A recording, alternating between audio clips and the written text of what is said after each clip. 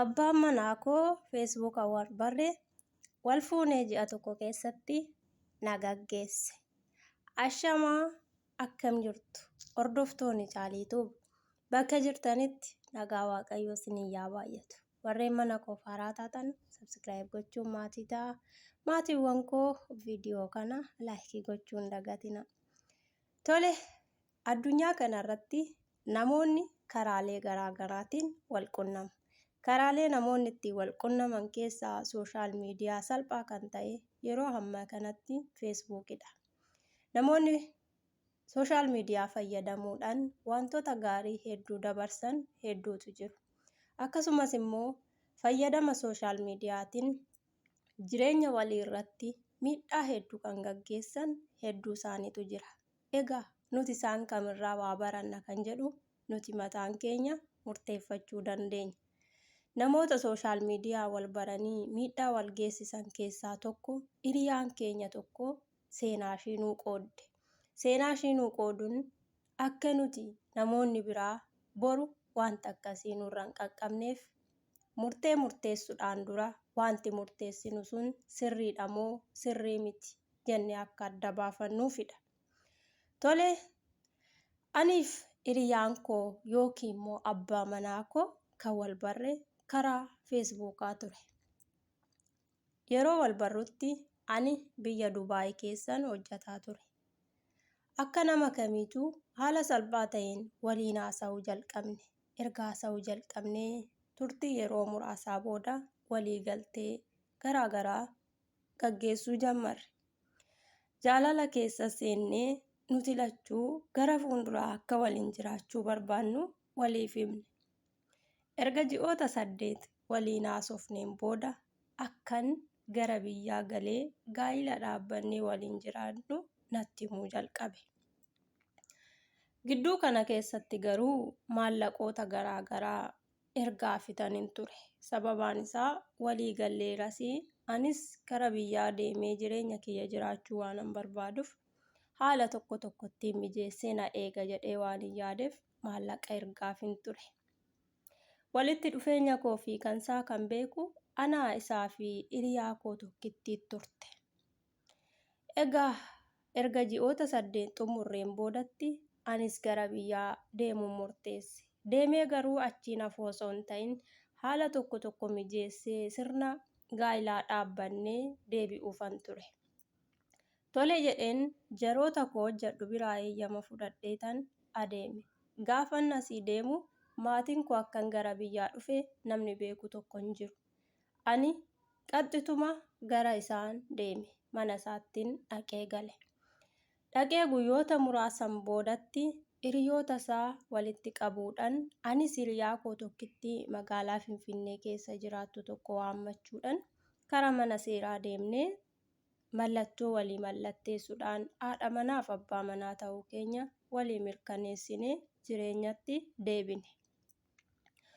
Otuma kanaan jirru anis hamma mana mitiiree maallaqa koo babbaasee wantoota guutamuu qaban hundumaa guutee maallaqallee harka jiran wayiis fuudhee isatti kennee akkan hojii tokko ittiin hojjetuuf haala mijeesse. Maaliif ani deebi'uufan jira kanarra bultii kooti mana kooti jedhee murteesseen jira waan ta'eef. Egaa otuma kanaan jirru guyyaa tokko akkas naan jedhe. Obboleettiin koo tokko hin dhufti waan ta'eef ati meeshaa kee qabadhuuti gara mana hiriyaa keetii deemii naan jedhe. Anis haarii keessa galeetan obboleettiin kee yoo dhufte haadha manaa seeraa kee ta'eera akkamittan mana kootii bahee gara mana hiriyaa kootii deema jedheen lola kaase. Yeroo kanatti hiriyaan isaa mana kanatti kireessee maal taate jedhee wanta jiru na gaafate. Anis wanta uumame kanan itti hime. Innis ofitti waamee gorsaa ture. Ati kanarra nama guddaa taarteerta. Amala kee kaleessaa sana dhiisuu qabda.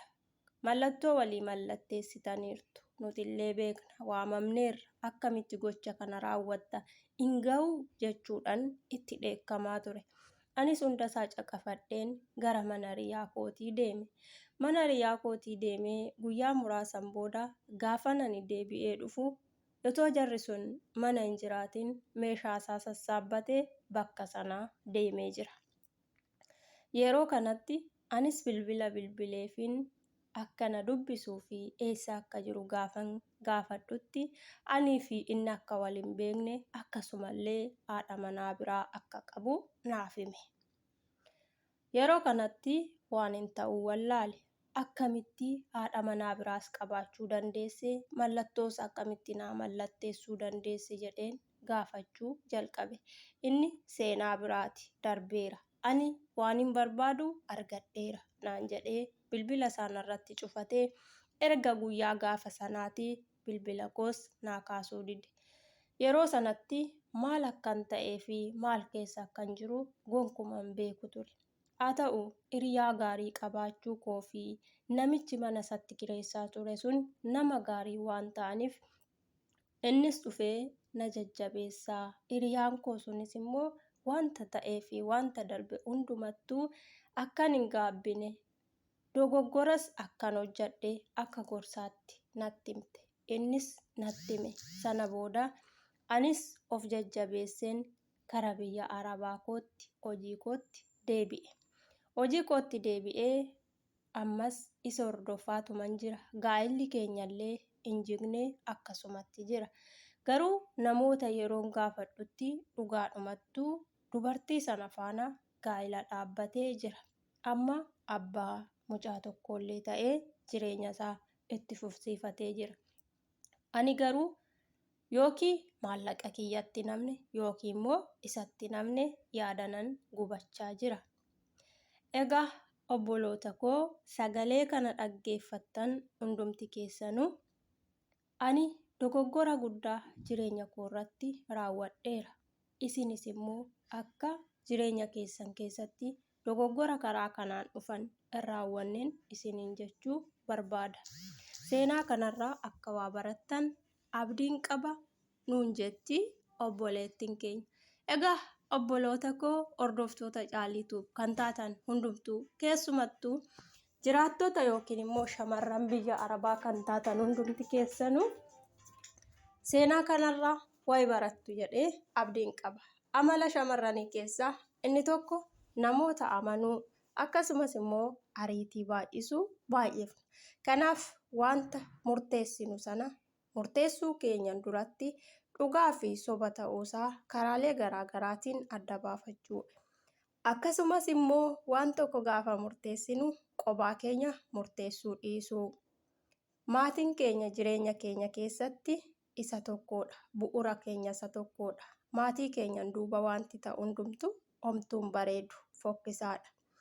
Jireenyi maatiin keenya nuuf hin eebbisnes abaaramaadha. Kanaafuu obboloonni keenya gaafa waan tokko raawwannu maatii keenya mari'annee, hiriyoota keenya mari'annee, duuba fuuldura wanta sanaa qorannee raawwachuutu nurra jira. Nuti har'a biyya ormaa keessatti dadhabnee, gubannee wantoota garaagaraa keessa dabarsinee wanti nuti argannu sun qilleensa irratti qisaasa'ee namoota biraatiif mana ijaaree, bultii ijaaree, nu immoo madaa bara baraa nu keessatti ijaaruu hin qabu. Yoomiyyuu taanan jireenya kan namaaf kennu Waaqayyoo tokkicha ta'uu beekuu qabna. Akkasumas immoo namni nuti ittiin walitti dhufnee jireenya wajjin dhaabbanna jennee murteessine sunis eenyu akka ta'e eenyummaasaa fi ijjannoosaa qorannee bira qaqqabuun murteessaadha. Yeroo tokko namoota kan madaallu uffannaa isaanii, bifa isaanii, akkasumas immoo daddafiinsa dubbii arraba isaaniiti. Isaan kun ijoollee shamarranii immoo kan qilee isaan buusan ta'uu danda'a. Kanaaf obboleeyyan koo murteessuun duratti maal akka murteessinu dhaabbannee haa ilaallu isiniin jechuun barbaada. Seenaan nama tokkoo nama sanaaf seenaa ta'ee yoo darbu nuyi immoo barumsa jireenya keenya keessaa nuu ta'a jechuudha.